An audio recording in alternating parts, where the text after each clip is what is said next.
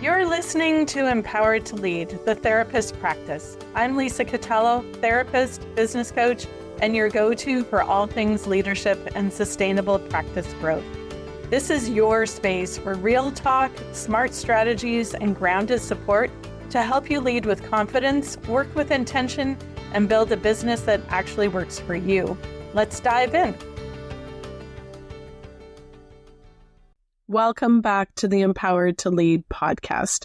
This is a space for therapists who have started and grown a group practice to know that you aren't alone, to get some of the tools that you need in order to lead well. I want to empower you to be the leader that you want to be. And so today we're going to be talking about delegation. Because just because we're the leader doesn't mean we have to do everything. And as I'm reflecting back on Krista Hellman's episode last week, really sitting with that idea of how do I buy back my time? How do I learn how to delegate? And so we're going to talk about how, when, what, and what we struggle with in order to make that happen. And really talking through the mindset shift that needs to happen in order to release some of those tasks and some of those things that you carry that maybe aren't serving you the same purpose anymore, the math behind it or the worth of it, and a practical framework for stepping out of some of those roles that weren't actually ever meant to be permanent.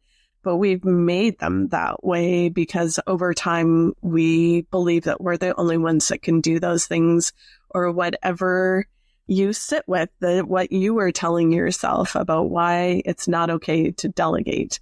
So really, that's the theme today, is delegation.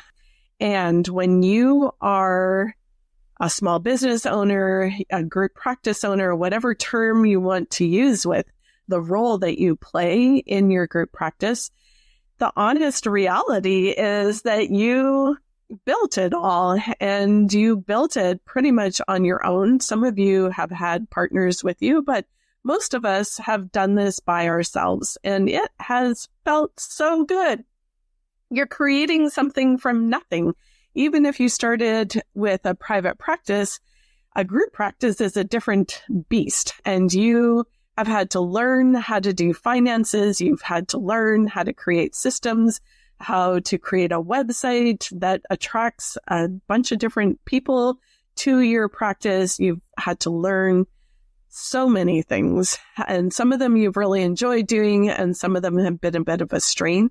And there's something in us that says, I am the one that has to do all of these things. And yes, at the beginning, it was necessary. It's something intentionally. It's hard to pass off something that you don't even know how you want it to look.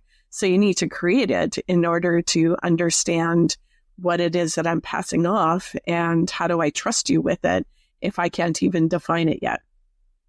And there's, at some point in your journey as a group practice owner, the thing that got you here actually starts working against you, and you become the bottleneck in your own business. You know it, your team knows it, your family might know it, and you still aren't sure what to do about it.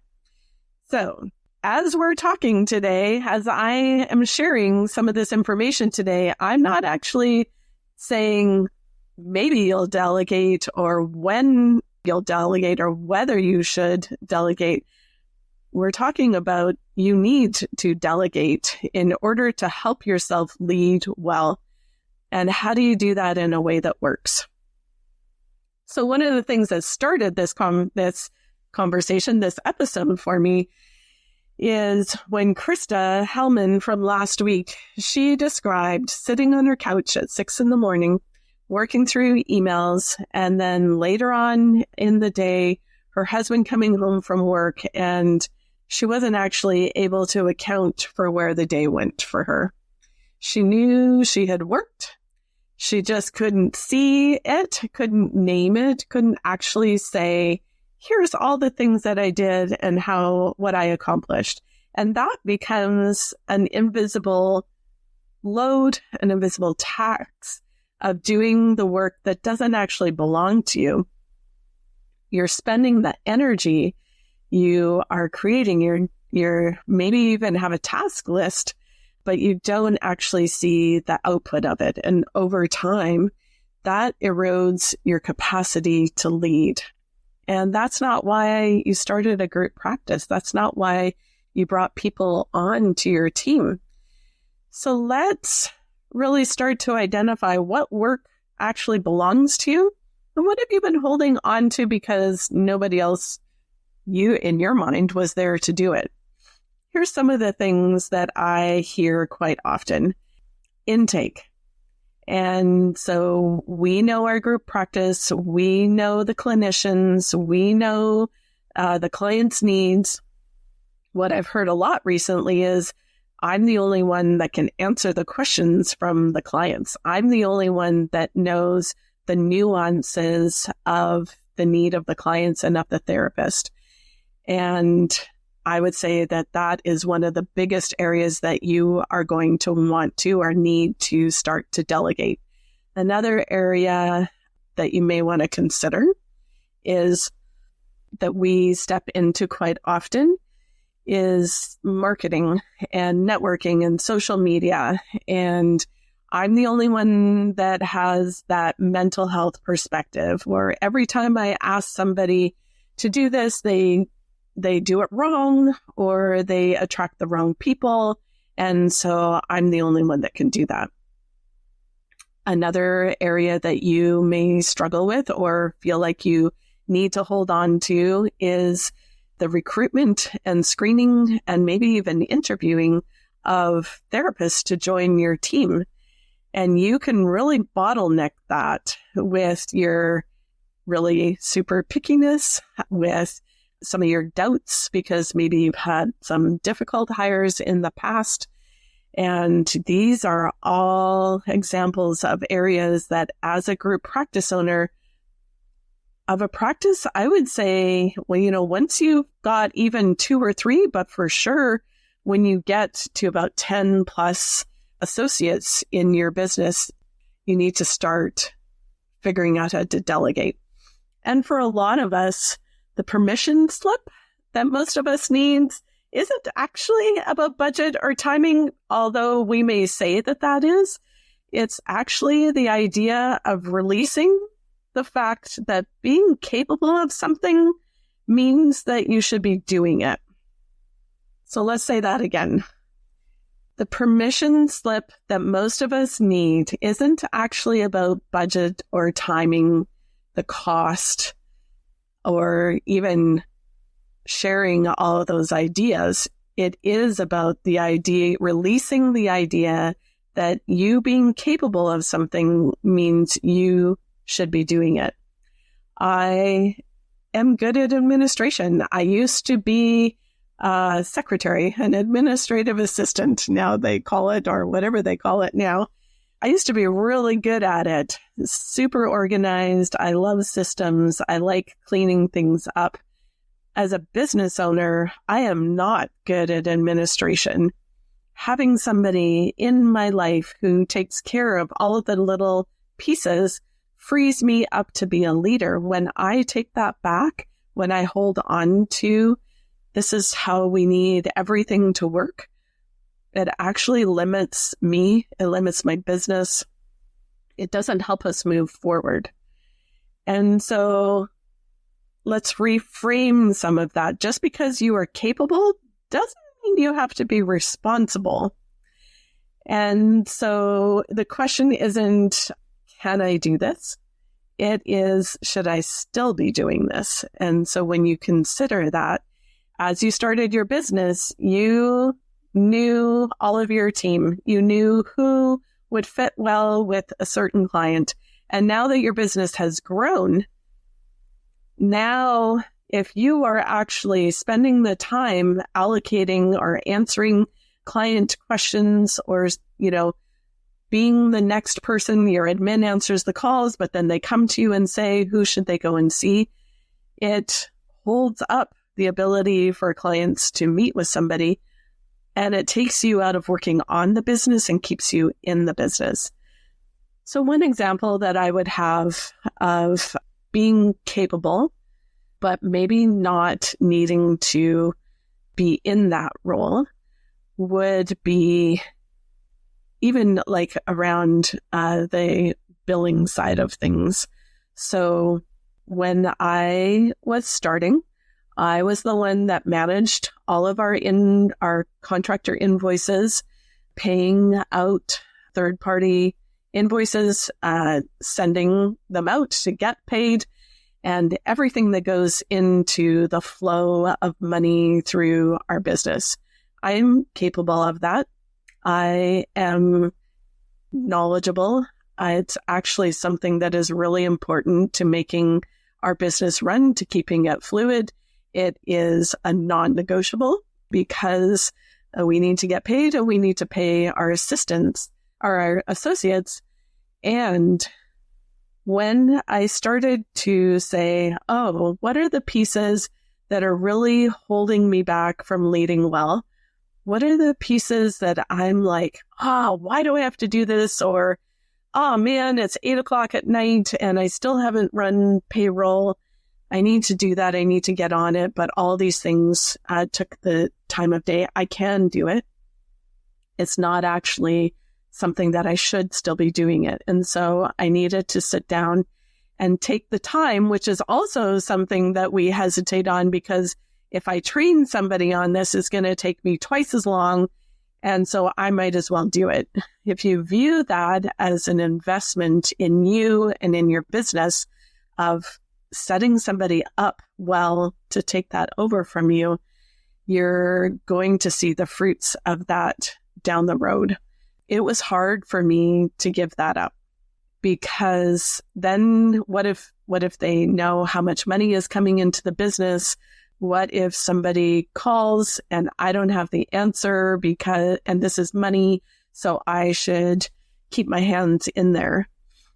And so what we did was sit down and go, where are all the places? Actually, I sat down first. What are the places that I really feel like I need to still have a say in? How much information do I want her to have?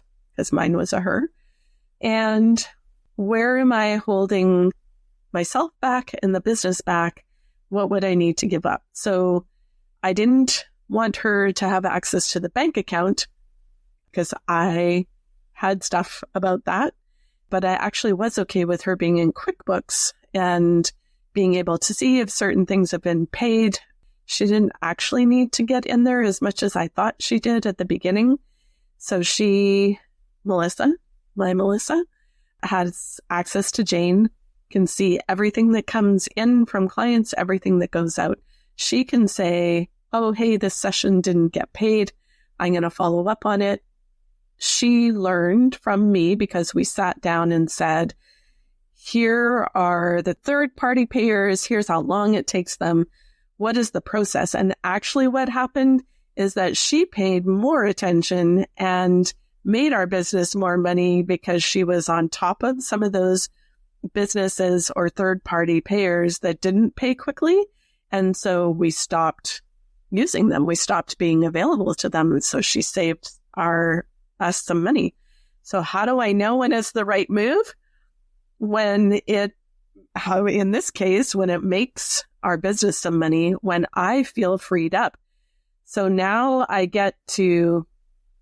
got to the time of paying contractors, and I knew that she had everything covered as much as possible. We had all the income in so that when I went to pay the contractors, the money was there and I didn't have to go chase it. So then the next part was maybe she can take over the payment or reviewing invoices. And again, it's money related. It is taking away some of my contact with the therapist, and yet doing that freed me up again more to spend time on the business, to do what I do well. And what happened there too was that she could follow up in a way that didn't feel like nagging or pushback against me.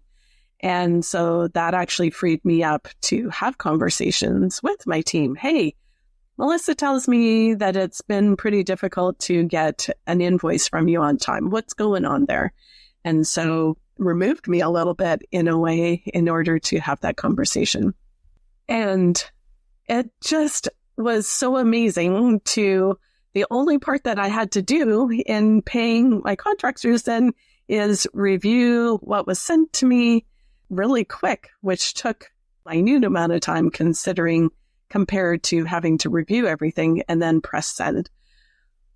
There is discomfort in watching somebody else do it differently than you would. And so one of the things that I really realized too in conversations is that Melissa had a different perspective on what made our business work well, what helped our clinicians, and from the administrative side of things, because that was her world, what would make sense in order to make our business run well. And so trusting her, so I had to build up trust in her, having conversations about why I wanted it a certain way, what was she saying, how is this going to work, actually helped things flow better. There's a combination that happens in, this is why this is so important to me. This is how I imagine it being done. What are you saying? How do we come to a compromise so that it works well for you? You are freed up to do that job well, and the business is taken care of. And this isn't something that just happened one time. So we didn't just sit down and in an hour, she understood everything. She grasped it all. She had fresh perspective. And we were like, okay, here we go.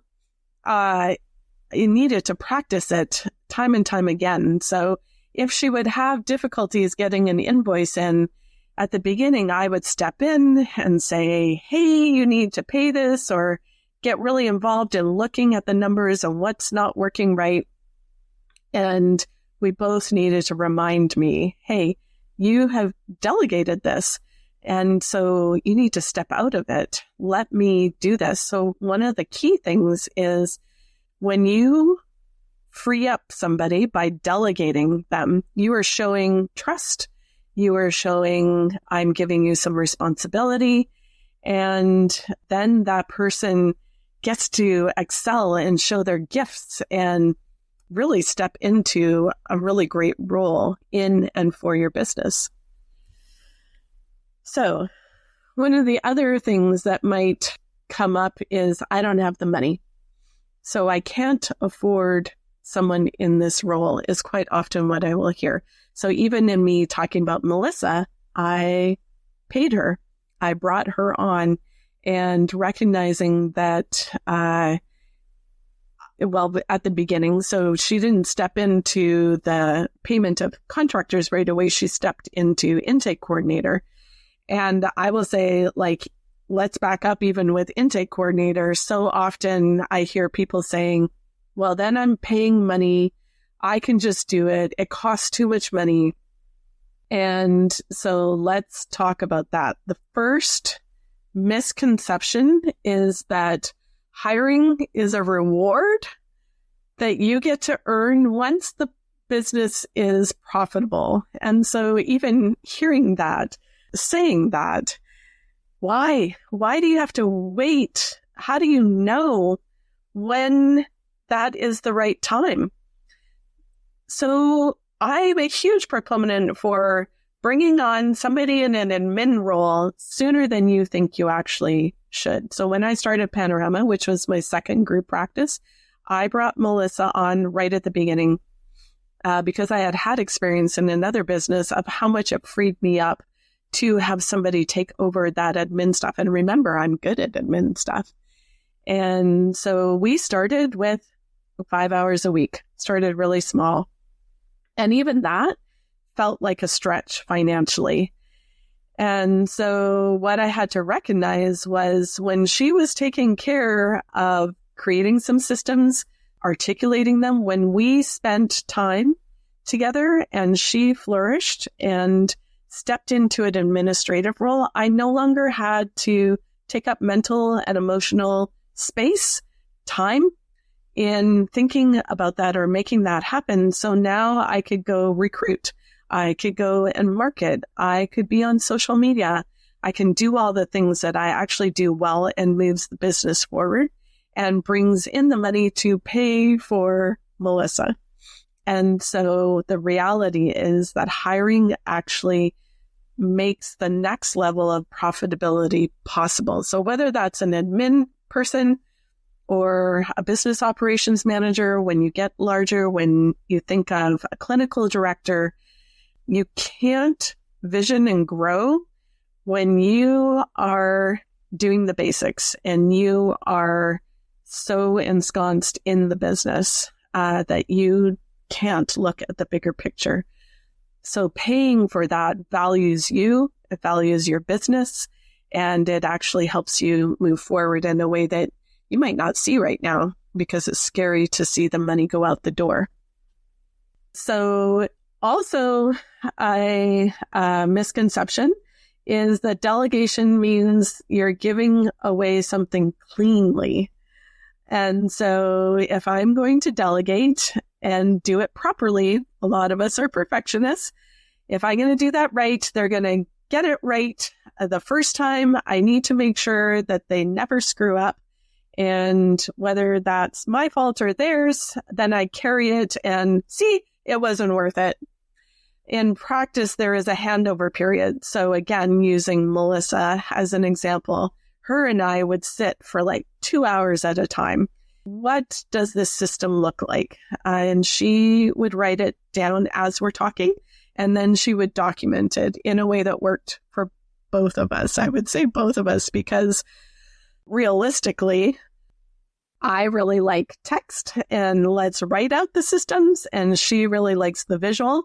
And so she created both, probably to keep me happy, but then we eventually just did it her way because anybody that she was training agreed with her. And so that's a little bit also is learning how to let your hands off of things and to recognize that there is training time. So fast forward, last year Melissa went on mat leave and we brought somebody in to replace her, and they planned on a month of training. And I was like, that is way too much time. That's extra money that I'm paying out for her to learn something that's already in Waybook. Why do you need that much time?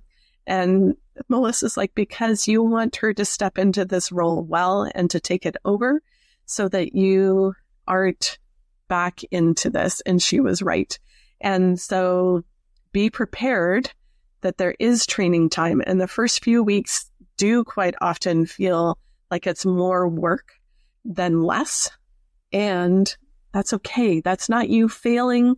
That's not anything that either of you are doing wrong. This is a learning process. It's learning how to do the task. It's also learning, how do I trust that they have it? What is missing?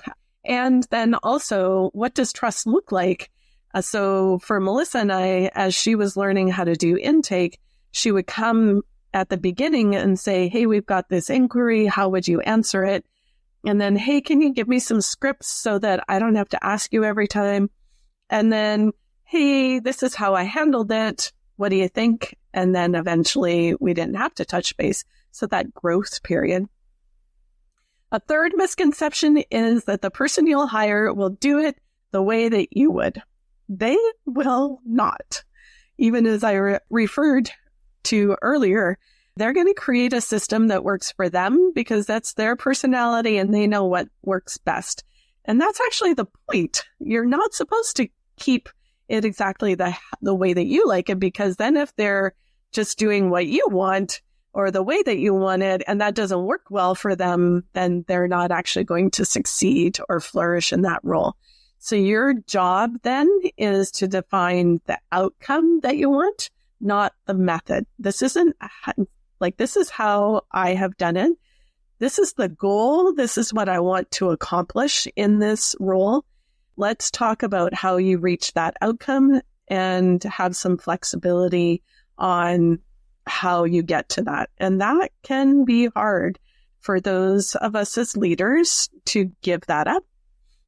both if you came from being a solo practitioner, but then again, when you grow and you are managing a team, what if they have a difficult conversation differently than you would with one of your therapists? What if they hold to a boundary in a way that you wouldn't have?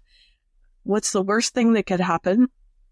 How do you have a conversation about so that you understand their decision-making process, make some suggestions, figure out what actually doesn't work and why, and then free them up again on how to make that happen.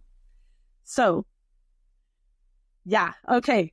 Lisa, I'm in. I'm going to start delegating. I want to free my time up. I want to take some baby steps or some big steps, depending on where you are in your business.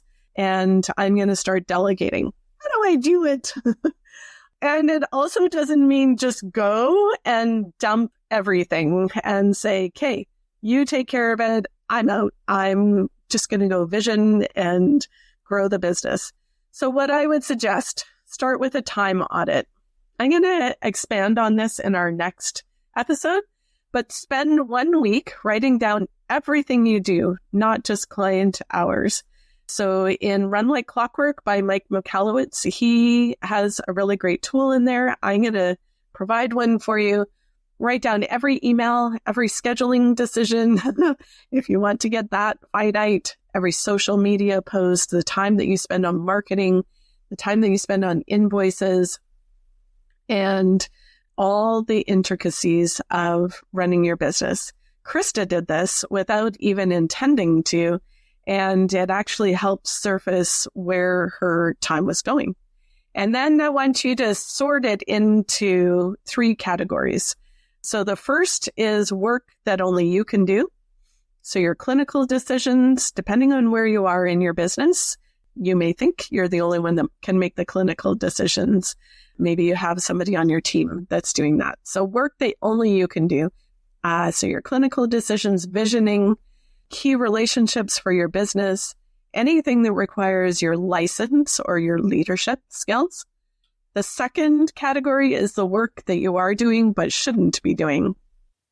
Administration, intake, scheduling for your clinicians, routine communication, responding to inquiries, and anything that is repeatable and someone else could learn. And the third one is work that probably shouldn't be done at all. Tasks that you have inherited or you started at the beginning, and even though they're habit, they're actually not moving you or your business forward. And then you're going to go back to that second category, the category where work that you shouldn't actually be doing, and start delegating. So you could have categories. So delegate, keep, dump. Let's start delegating from that middle category, not because it's the easiest and not always because it has the clearest return on investment.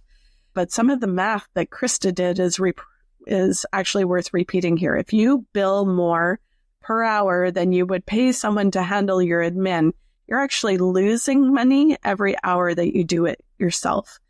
So if you are in there answering client inquiries rather than seeing the client or networking to bring clients in, you're actually, money's going down the drain. And then let's talk about the signals that tell you that it's time. That it's not always a clean revenue milestone. And so once we start making $10,000 a week, then I will spend this money. Or once it feels right, then I'll let go of something. There isn't going to necessarily be a clean revenue milestone. There's not going to be a perfect moment. The signals are actually quieter than that for you. You're dreading tasks that you used to move through quickly, or your brain freezes halfway through them. Your admin load is affecting your mood and your focus before client sessions or before your one-on-ones with your therapist. And so you can't actually be fully present and step into the role that you are actually meant to do. Reflect on where you are the reason why things are slowing down. And those are times when you are going to want to start delegating. And there are times that you may have said to yourself, when things settle down, I'll hire someone.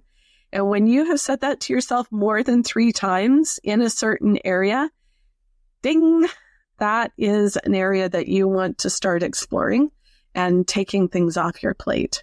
And so delegation actually isn't just about getting things off your plate. It's about getting clear on what your plate is actually for. What should be on that plate? As a leader, what is my responsibility? What are my gifts as a leader? And how do I step into them? How do I free myself up to be present and to do them well? Your role as the leader of your practice isn't to be the most capable person in the room in every task. If you think of all those hats that you're switching and taking off, that's exhausting. Even just to imagine taking hats on and off and switching the part of your brain or the part of you that needs to show up there. Your role as the leader of your practice is to hold the vision, to cast that vision, to make sure that your business is running in the right direction, and to make the decisions that actually require your judgment, and then to build a team around you that can carry everything else. Every role that you step out of creates space for someone else to step into their strengths. I hope that you've heard that as I've been talking. Free them up, and then in turn, free yourself up to step more fully into yours. Imagine a team, including you, where you're all feeling so energized and moving this business forward, all on the same page, because you learned how to delegate and you learned how to buy back your time. So, leadership prompt for this week. Take a look at your calendar and your task list from the past week and find one thing that you did that someone else could have done. And that is where you start.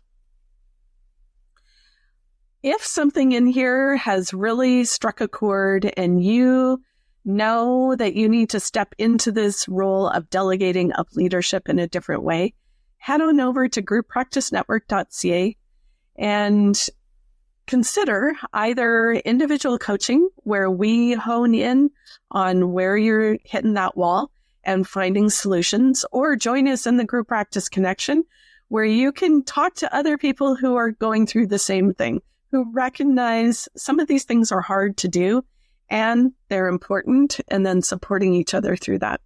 I look forward to chatting with you next week. Have a good day. Thanks for hanging out with me on Empowered to Lead, the therapist practice. I hope you're walking away with something that you can put into action, because leadership isn't about doing more, it's about leading with purpose. If you're ready for deeper support, I'd love to see you inside the Group Practice Connection, my monthly membership where Canadian therapists like you get coaching, community, and the tools to build a business that actually supports your life. You can check it out at grouppracticenetwork.ca. The link's in the show notes. And hey, don't forget to hit follow so you don't miss what's coming next. We're building something great here, and I'm so glad you're a part of it.